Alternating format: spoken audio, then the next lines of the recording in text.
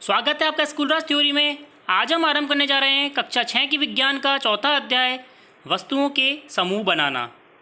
तो चलिए आरंभ करते हैं। हमारे चारों ओर की वस्तुएं हम देखते हैं। क्या देखते हैं? भोजन की वस्तुएं हैं, वस्त्र हैं, दीवारें हैं, खिलौने हैं, जल है, बर्तन हैं, पुस्तकें हैं और विभिन्न वस्तुएं विभिन्न आकृति की हैं। ठीक है, उनके गुण विभिन्न विभिन्न होते हैं, आकृतियाँ विभिन्न होती है, रंग विभिन्न होते हैं। अपने चारों ओर देखिए तथा गोल आकृति की वस्तुएं पहचानिए। कौन कौन सी आपके चारों ओर गोल आकृति की वस्तुएं हैं और उसकी सूची बनाइए। जैसे कि गेंद है, रबड़ की गेंद, फुटबॉल, कंचे। ठीक है, यदि आप अपनी सूची में लगभग गोल वस्तुओं को सम्मिलित कर लेते हैं तो अब सब सेब, संतरे तथा घड़े जैसे वस्तुओं को भी रखा जा सकता है, क्योंकि वे क्या होते हैं, वो भी गोल होते हैं। मान लीजिए हम ऐसी वस्तुओं पर ध्यान दें जिन्हें खाया जा सकता है, तब हम इस सूची में उन सभी वस्तुओं को सम्मिलित कर सकते हैं जो हमने अध्याय 1 की सारणी 1.1, 1.2, 1.3 में सूचीबद्ध किया था। ध्यान है, अगर आपने अध्याय 1 नहीं पढ़ा है तो मैं उसकी लिंक डिस्क्रिप्शन में दे दूंगा या फिर आप प्लेलिस्ट में से भी देख सकते हैं। यह भी हो सकता है कि जिन गोल वस्तुओं की सूची हमने अभी बनाई है वह कुछ वस्तुएं इस समूह में सम्मिलित की जाए। ठीक है, मान लीजिए कि हम प्लास्टिक की बनी वस्तुओं को एक समूह बना सकते हैं, जैसे बाल्टी है, लंच बॉक्स है, खिलौने, जलपात्र, पाइप। किससे बने होते हैं? ये सभी प्लास्टिक से बने होते हैं। अतः वस्तुओं के समूह बनाने के बहुत से ढंग है। उपयुक्त उदाहरण से हमने वस्तुओं के समूह उनकी आकृतियों के अनुसार बनाए थे। ठीक है, हमारे चारों ओर वस्तुओं एक अथवा एक से अधिक पदार्थ से बनी होती है। ये पदार्थ कांच के हो सकते हैं, धातु हो सकते हैं, प्लास्टिक हो सकते हैं, लकड़ी के हो सकते हैं, रुई के हो सकते हैं, कागज़ के हो सकते हैं, पंख तथा मृदा के हो सकते हैं। क्या आप इन पदार्थों को अधिक उदाहरण के विषय में हम विचार कर सकते हैं? देखते हैं क्रियाकलाप 1.1 क्या कहता है। हम अपने चारों ओर से जितनी संभव वस्तुएं हैं उन्हें एकत्र करते हैं। हम में से प्रत्येक अपने घर से प्रतिदिन उपयोग में होने वाली वस्तु को ला सकते हैं तथा वस्तु कक्षा के कमरे में अथवा विद्यालय के बाहर एकत्र कर सकते हैं। हमारे इस संग्रह में हमारे पास क्या क्या हो सकता है? चौक, पेंसिल, नोटबुक, रबड़, डस्टर, हथौड़ा, कील, साबुन, पहिए का आरा, बैट, बल्ला, माचिस की डिब्बी, नमक, आलू और विभिन्न वस्तुएं हो सकती हैं। अब हमें क्या करना है? वस्तुओं की एक ऐसी सूची बनानी है जिसके बारे में केवल हम सोच भी सकते हैं, जैसे कि कक्षा के कमरे में जो वस्तुएं नहीं ला सकती उन्हें भी हम लिख सकते हैं, जैसे कि दीवार है, दरवाजे हैं, ट्रैक्टर, सड़कें, गाड़ियां हैं, साइकिल है, वृक्ष हैं। ठीक है, इस संग्रह में उन सभी वस्तुओं को पृथक कीजिए जो कागज़ अथवा लकड़ी से बनी हो, और इस प्रकार आप वस्तुओं के दो समूह में बांट सकते हैं। कागज़ से बनी जैसे कि पुस्तक हो गई, आपकी नोटबुक हो गई। ठीक है, और लकड़ी से जितने भी जो दरवाजे हैं, बोर्ड, डस्टर भी लकड़ी से बने होते हैं कई। ठीक है, दरवाजे, खिड़कियाँ, बेड तथा आप दूसरे समूह की वस्तुओं को भी पदार्थ से नहीं बनी है उन्हें भी बांट सकते हैं। इसी प्रकार आप खाने के उपयोग में आने वाली वस्तुओं को पृथक कर सकते हैं। ठीक है, आइए अब हम कुछ अधिक योजनाबद्ध होते हैं।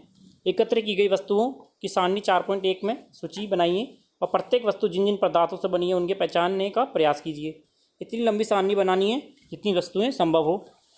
उन सभी के बारे में सूचना एकत्र करके लिखना है और कौतुक हो सके। ठीक है, एकत्र की गई वस्तुओं में से कुछ वस्तुएं के पदार्थ के बारे में पता लगाना कठिन प्रतीत हो सकता है। ऐसे प्रकरणों पदार्थों की पहचान के लिए शिक्षक या अभिभावकों से भी विचार विमर्श कर सकते हैं। देखते हैं क्या लिखा है। जैसे प्लेट किस पदार्थ से बने होते हैं? इस्पात से बने होते हैं, कांच से बने होते हैं, प्लास्टिक से बने होते हैं। अब और भी हम लिख सकते हैं, प्लेट चांदी की भी होती है, सोने की भी होती है, ठीक है, लोहे की भी होती है। पेन प्लास्टिक, धातु दोनों से बने होते हैं। इस प्रकार अन्य भी वस्तुएं लिखनी है और उन्हें किससे बने होते हैं वो भी लिखना है। मुझे ये जानना चाहता है कि क्या हमने ये पता लगा सकते हैं कि कुछ पदार्थ के उपयोग एक से अधिक प्रकार की वस्तुओं से बनने में किया जा सकता है? जी हाँ, किया जा सकता है। ठीक है, क्रियाकलाप 2 क्या कहता है? सारणी 4.2 में कुछ सामान्य पदार्थों की सूची दी गई है। इसके अतिरिक्त आप अपनी जानकारी से अधिक पदार्थों की सामग्री जोड़ सकते हैं। अब प्रयास करके अपनी जानकारी की दैनिक उपयोग में आने वाली वस्तुओं के बारे में विचार कीजिए, जो मुख्यतः इन्हीं पदार्थों से बन सकती है, जो कॉलम 2 सूचीबद्ध कीजिए। ठीक है, इन सब सरणियों को से हमें क्या पता लगता है? पहले हमने वस्तुओं के कई ढंग से समूह बनाए रखे थे। इसके पश्चात हमने पाया कि हमारे चारों ओर की वस्तु विभिन्न पदार्थों से बनी है। कई बार तो कोई वस्तु एक ही पदार्थ से बनी होती है, ऐसा भी होता है कि वस्तु एक से अधिक प्रकार की बनी हो सकती है। ठीक है, ये कैसे निश्चित किया जा सकता है कि दी गई वस्तु बनाने के लिए कौन सा पदार्थ उपयोग में किया जा सकता है? ऐसा लगता है कि अभी हमें विभिन्न पदार्थों के बारे में और अधिक जानकारी प्राप्त करने की आवश्यकता है। चलो देखते हैं, जैसे कि 4.2 में क्या है, सामान पदार्थ है। समान पदार्थ से बनी विभिन्न प्रकार की वस्तुएं, जैसे लकड़ी से क्या क्या बनता है? कुर्सी, मेज, हल, बैलगाड़ी, पहिए। ठीक है, कागज़ से पुस्तकें, नोटबुक, समाचार पत्र, खिलौने, कैलेंडर। चमड़े से क्या बनेगा? शू, चप्पल इत्यादि। प्लास्टिक से बर्तन, बाल्टियाँ, बोर्ड, डस्टर, कूलर। ठीक है, रुई से गद्दे, आपके पहनने के कपड़े। ठीक है, अब देखते हैं पदार्थों के गुण। क्या आपने कभी ये जानने का प्रयास किया है कि गिलास कपड़े को क्यों नहीं बनाया जा सकता? जो गिलास होता है वह कपड़े का क्यों नहीं बना सकता? अध्याय 3 में हमने कपड़े के टुकड़ों के एक साथ जो प्रयोग में की जाने वाली चीज़ें लिखी थी, उन्हें ध्यान कीजिए। ठीक है, हम सब गिलास का उपयोग द्रवों को रखने के लिए करते हैं, इसलिए हम सब यदि कपड़े के गिलास बनाएं तो हमारा कार्य काफ़ी हास्यास्पद हो जाएगा। ठीक है, गिलास बनाने के लिए हमें कांच, प्लास्टिक और धातु ऐसी वस्तुएं चाहिए होती हैं जो जल को रोक सकती हैं। इसी प्रकार खाना पकाने वाले जो पात्र होते हैं वे कागज़ का उपयोग नहीं कर सकते, वो जल जाएंगे। जैसे कि ये दृश्य में दिखाया गया है। ये क्या कर रही है? ये पानी भर रही है, किसमें? कपड़े के गिलास में, लेकिन पानी फिर उसमें से निकल गया। ठीक है, उस पदार्थ के गुण तथा उपयोग में की जाने वाली वस्तु का प्रयोजन पर आत्मनिर्भर करती है। अतः पदार्थों के सब गुण क्या होते हैं, उसके उपयोग में लिए जाने वाले महत्वपूर्ण क्या होते हैं, नीचे कई गुण का विवेचन किया गया है, देखते हैं। दिखावट, पदार्थ प्राय एक दूसरे से भिन्न दिखाई देते हैं। लकड़ी लोहे से बिल्कुल विभिन्न दिखाई देती है। लोहा, तांबे अथवा एल्यूमिनियम से भिन्न वस्तुएं दिखाई पड़ती हैं, परंतु फिर भी लोहे, तांबे और एल्यूमिनियम में कुछ समानताएं हो सकती हैं जो लकड़ी में नहीं पाई जाती। क्रियाकलाप 3 क्या कहता है, देखते हैं। विभिन्न पदार्थ गत्ता, लकड़ी, तांबे, तार, एल्यूमिनियम शीट, चौक के छोटे टुकड़े एकत्र कीजिए। इसमें से चमकीली दिखाई पड़ती है, ये कौन सी है? तांबे के तार, एल्यूमिनियम शीट। ठीक है, उन्हें एकत्र कीजिए। ठीक है, अब जैसे ही आप शिक्षक पृथक पदार्थ 2 भागों में काटें, ताजे कटे पृष्ठों को ध्यान में रखते हुए क्या पाया आपने? क्या इन पदार्थों के ताजे कटे पृष्ठ चमकीले हैं? जी हाँ, इन वस्तुओं के चमकीले पदार्थों की समूह सम्मिलित कीजिए। क्या आप अन्य पदार्थों को इसी प्रकार कोई चमक अथवा द्युति दिखाई देते हैं? जैसे ही संभव हो सके किसी भी ढंग में उन्हें काटिए। ऐसा आप कक्षा में जितने पदार्थ सत कर सकते हैं करिए, तथा द्युतिवान तथा द्युतिहीन पदार्थों की सूची बनाइए। काटने के स्थान पर पदार्थों के पृष्ठों को रेगमाल से रगड़ कर देखिए, क्या वे द्युतिवान हैं अथवा नहीं, द्युतिवान और चमक रहे हैं या नहीं। पदार्थ जिसमें इस प्रकार की द्युति होती है वे धातु कहलाते हैं। जैसे कि आप लोहे की छड़ को काटेंगे और उस पर रेगमाल से घिसेंगे तो चमक जाएगा, तो वे क्या धातु है। और आप लकड़ी के टुकड़े को काटोगे तो वे नहीं चमकेगा। तो लोहा, तांबा, एल्यूमिनियम, सोना की धातु उदाहरण है, उन्हें काटेंगे तो वे चमकेंगे। ठीक है, कुछ धातुएं बहुधा अपनी चमक खो देती हैं, वे द्युतिहीन दिखाई देने लगती है।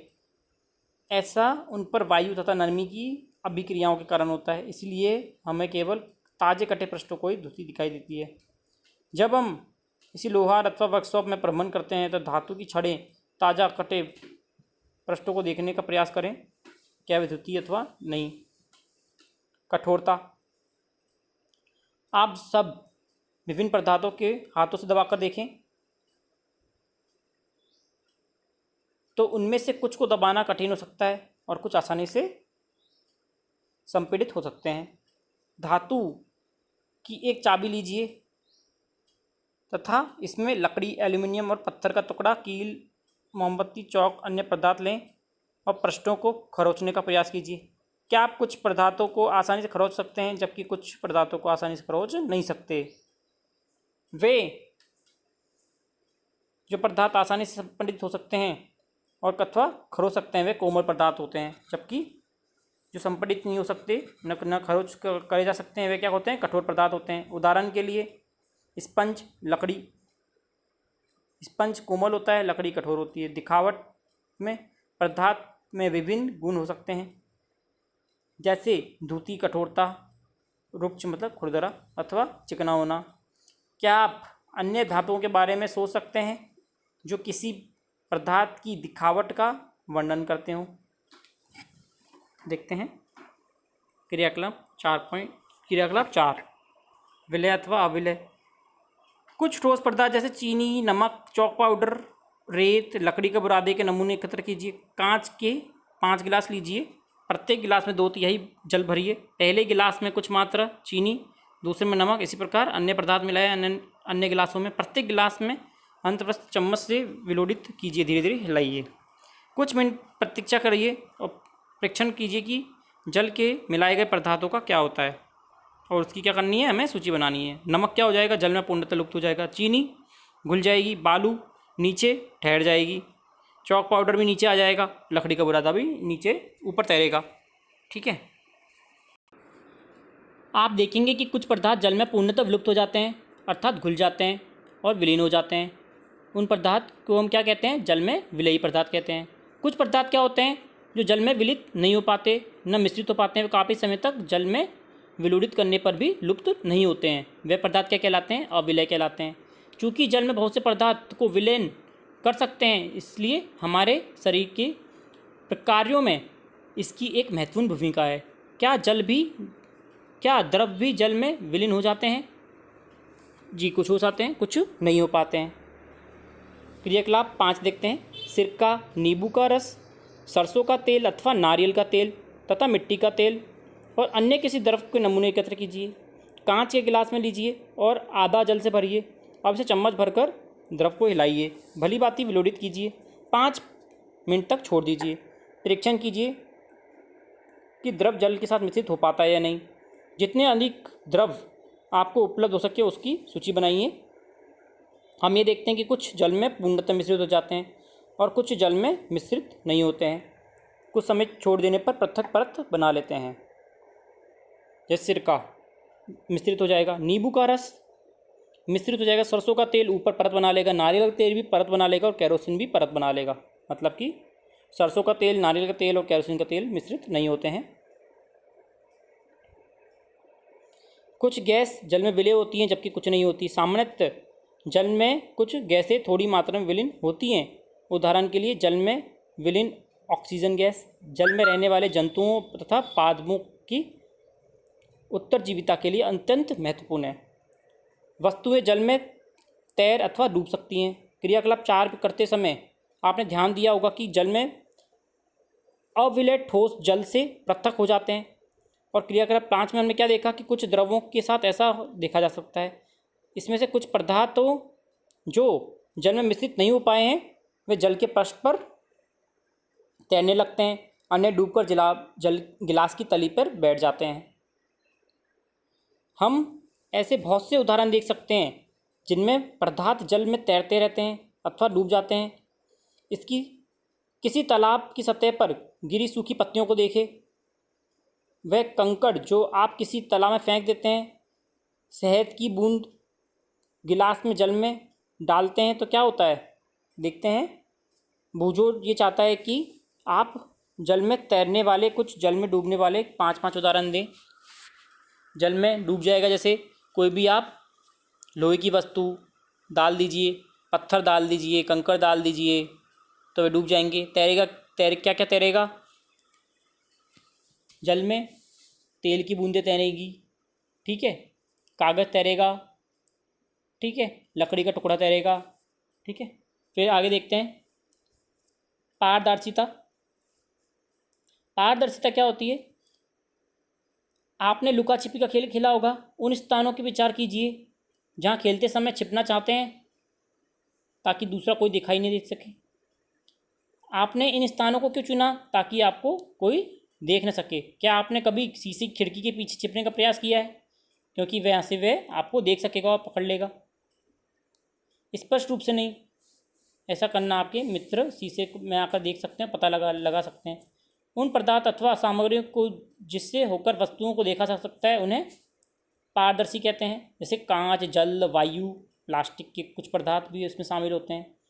प्राय दुकानदार बिस्किट तथा मिठाइयों तथा अन्य खाद्य पदार्थों को कहाँ पे रखता है? कांच अथवा प्लास्टिक पारदर्शी पात्रों में रखना अधिक पसंद करता है ताकि हम देख सकें। इसके विपरीत कुछ ऐसे पदार्थ जिनमें होकर वस्तुएं नहीं दिख सकती, इन पदार्थों को क्या कहते हैं? अपारदर्शी कहते हैं। आप यह नहीं बता सकते कि बंद लकड़ी के बॉक्स तथा गत्ते के बॉक्स धातु के भीतर क्या रखा है। लकड़ी तथा गत्ते तथा धातुएं अपारदर्शी के उदाहरण हैं। क्या हम ये समझ सकते हैं कि बिना किसी भ्रांति के सभी पदार्थ एवं वस्तुओं की पारदर्शी अथवा अपारदर्शी समूह कर सकते हैं? जी हाँ। क्रियाकलाप 6 क्या कहता है? कागज़ की एक शीट लीजिए, इसमें होकर किसी प्रदीप्त बल्ब को देखिए। बल्ब को देखना है हमें। इस संबंध में अपने परीक्षण को नोट कीजिए। अब कागज़ की शीट के बीच में 2-3 इंच बूंद खाने का तेल तथा मक्खन डालकर फैलाइए और कागज़ के उसी भाग से जहाँ तेल फैला है बल्ब को दोबारा देखना है। क्या होता है देखेंगे। क्या आप ये पाते हैं कि अब बल्ब पहले की तुलना अपेक्षा अधिक स्पष्ट दिखाई देता है? परंतु क्या आप इस चिकने कागज़ से होकर प्रत्येक वस्तु को स्पष्ट दिखाई दे सकता है? कदाचित नहीं। ऐसे वस्तुएं पदार्थ जिनमें से होकर वस्तुओं को देख सकते हैं परंतु बहुत स्पष्ट नहीं देख सकता, उन्हें क्या कहते हैं? पारभासी कहते हैं। पारदर्शी क्या होता है? जिसमें स्पष्ट दिखा जा सकता है। अपारदर्शी जिसमें बिल्कुल नहीं दे सकता परंतु धुंधला दिखाई देता है, उसे क्या कहते हैं? पारभासी कहते हैं। कागज़ पर लगे उस तेलीय धब्बे को याद कीजिए जिसका उपयोग हमने खाद्य पदार्थों की वसा के लिए परीक्षण के किया था। वह भी पारभासी हो सकता है। क्या आप पारभासी पदार्थों के कुछ और उदाहरण दे सकते हैं? लिखने हैं। अतः हम पारदर्शी, अपारदर्शी और पारभासी के समूह में बांट सकते हैं। पहली, किसी अंधेरी वाली स्थान पर टॉर्च के कांच को हाथ से ढकने का सुझाव देते हैं तो आप क्या पाएंगे? हथेली की दूसरी ओर चमक दिखाई देगी। मतलब कि हथेली पारदर्शी है या पारभासी है? पारभासी है। हमने सीखा कि पारदर्शी, हमने क्या सीख लिया? अब पदार्थों की अपनी विभिन्न दिखावट होती है तथा इनके जल में अथवा द्रवों में मिश्रित होने के विभिन्न ढंग होते हैं। जल पर तैर सकते हैं अथवा डूब भी सकते हैं। पारदर्शी हो सकते हैं, अपारदर्शी हो सकते हैं, पारभासी हो सकते हैं। पदार्थों के समूह उनके गुण की समानताओं अथवा विभिन्नताओं के आधार पर किया जा सकता है। हमें पदार्थों के समूह में रखने की आवश्यकता क्यों पड़ती है? दैनिक जीवन में प्राय पदार्थों को समूह अपनी सुविधाओं के लिए करते हैं। घर पर हम वस्तुओं की भंडारण सामान्यतः किस प्रकार की वस्तुओं से किया जैसी वस्तुओं से एक साथ रखी होती हैं। इस प्रकार की व्यवस्था द्वारा हम आसानी से उनका पता लगा सकते हैं। इसी प्रकार कोई पंसारी क्या करता है? प्राय सभी प्रकार के बिस्कुट अपनी दुकान के कोने पर रखता है, सभी साबुनों को एक स्थान पर रखता है और दाल का भंडारण किसी अन्य स्थान पर करता है। इसी प्रकार के समूह के लाभप्रद होने का एक दूसरा कारण भी है। पदार्थों को इस प्रकार समूह बांटकर गुणों का अध्ययन तथा इन गुणों किन्हीं में पैटर्नों का अवलोकन करके सुविधाजनक बनाया जा सकता है। इसके विषय में अधिक अध्ययन हम उच्च कक्षाओं में करेंगे। ठीक है, आगे देखते हैं। अभ्यास, लकड़ी से बनाई जा सकने वाली 5 वस्तुएं लिखनी है। कौन कौन सी हो सकती है? 5 वस्तुएं कौन सी हो सकती हैं? खिड़की, हल, मेज, कुर्सी, दरवाजे, बैलगाड़ी। ठीक है, अगला देखते हैं। निम्नलिखित में चमकदार पदार्थों का चयन कीजिए। चमकदार पदार्थ कौन से हैं? दो होंगे, कांच की प्याली और स्टील का चम्मच। अगला देखते हैं। निम्नलिखित वस्तुओं का मिलान उन प्रलान से कीजिए। ठीक है, याद रखिए कि एक से अधिक पदार्थों को मिलाकर भी बना सकता है तथा किसी दिए गए पदार्थ का उपयोग बहुत सी वस्तुओं को बनाने में भी किया जा सकता है। जैसे पुस्तक। पुस्तक किससे बनता है? पुस्तक बनेगी कागज़ से। ठीक है, पुस्तक कागज़ से बनेगी। गिलास, गिलास किससे बनते हैं? कांच से बनते हैं और प्लास्टिक से बनते हैं। कुर्सी लकड़ी से बनती है, प्लास्टिक से बनती है। खिलौने लकड़ी से बनते हैं, प्लास्टिक से बनते हैं, कांच से बनते हैं। जूते चमड़े से बनते हैं और प्लास्टिक से बनते हैं। ठीक है, आगे देखते हैं। नीचे दिए गए कथनों को सत्य अथवा असत्य बता रहा है हमें। पत्थर क्या पारदर्शी होता है तथा कांच अपारदर्शी होता है? असत्य है ये। दूसरा, नोटबुक की धुती, नोटबुक में धुती होती है जबकि रबड़ में नहीं होती, ये भी असत्य है, गलत है। चौक जल में विलीन हो जाती है, ये भी असत्य है, जी नहीं होती है। लकड़ी का टुकड़ा जल में तैरता है, सत्य है। चीनी जल में विलीन नहीं होती, असत्य है। तेल जल के साथ मिश्रणीय है, असत्य है। बालू रेत जल में निस्तादित, बालू रेत जल में निस्तादित हो जाती है, सत्य है। वह सिरका जल में विलीन हो जाता है, सत्य है। ठीक है, आगे देखते हैं। नीचे कुछ वस्तुओं तथा पदार्थों के नाम दिए गए हैं, उनमें से हमें समूह में छांटना है कि गोल आकृति तथा अन्य आकृति। ठीक है, गोल आकृति कौन कौन सी हो जाएंगी? बास्केटबॉल, संतरा, ग्लोब, सेब और मिट्टी का घड़ा। अन्य आकृति कौन सी हो गई? चीनी जल। ठीक है, अब खाद्य तथा अखाद्य। खाद्य कौन कौन से हैं वह देखते हैं अपन। खाद्य देखते हैं। सबसे पहले जल आ जाएगा, संतरा आ जाएगा, चीनी आ जाएगी और सेब आ जाएगा। बाकी बचे कौन से? ग्लोब और मिट्टी का घड़ा क्या हो जाएंगे? अखाद्य हो जाएंगे। आगे देखते हैं। जल में तैरने वाली जिन वस्तुओं को आप जानते हैं उनकी सूची बनाइए, जांच कीजिए क्या वह तेल अथवा मिट्टी के तेल पर तैरती है।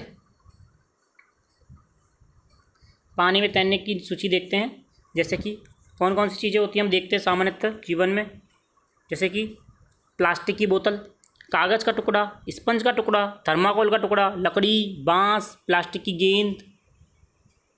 ठीक है, ये सभी क्या करेंगे? कांच पर क्या? पानी में तैरेंगे। फिर हम क्या पाते हैं?